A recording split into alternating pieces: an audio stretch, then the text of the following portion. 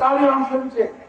প্রিয় রাজ্যবাসী, ইসলামী আন্দোলন বাংলাদেশ খেলাফত আমির হাজি বাবু একটি কল্যাণ রাষ্ট্র গল্প থেকে ইসলামী আন্দোলন বাংলাদেশ শেয়ারে ইসলাম দেশ ও মানবতা তথা গণমানুষের কল্যাণমুখী সাহায্য কর্মসূচি ঘোষণার মাধ্যমে 1987 সালে 13 মার্চ পথ চলা শুরু করে, যা অর্থনীতি গণমানুষের কল্যাণের জন্য কাজ করে যাচ্ছে।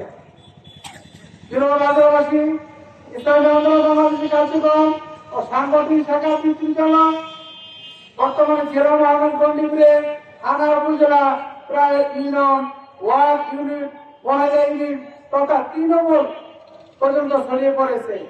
ইসলাম দেশ মানবতা তথা গণমানুষের প্রতিনিধিত্ব করতে সক্ষমতার সাথে ভূমিকা পালন করে আছে, যা আপনারা ইতিমধ্যে দেখতে পাচ্ছেন।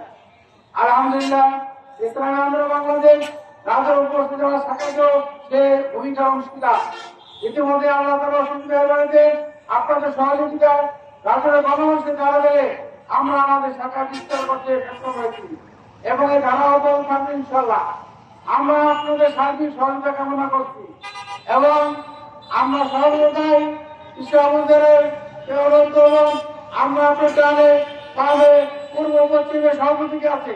আপনি আমাদের দিক নির্দেশন দিক নির্দেশনা দেবেন, যে দিক নির্দেশনা মাধ্যমে আমরা সামনে এমন একটি সমাজ ব্যবস্থা করবো, সমাজ ব্যবস্থা করবো, যে সমাজ ব্যবস্থায় থাকবে শুধু শান্তি আর শান্তি।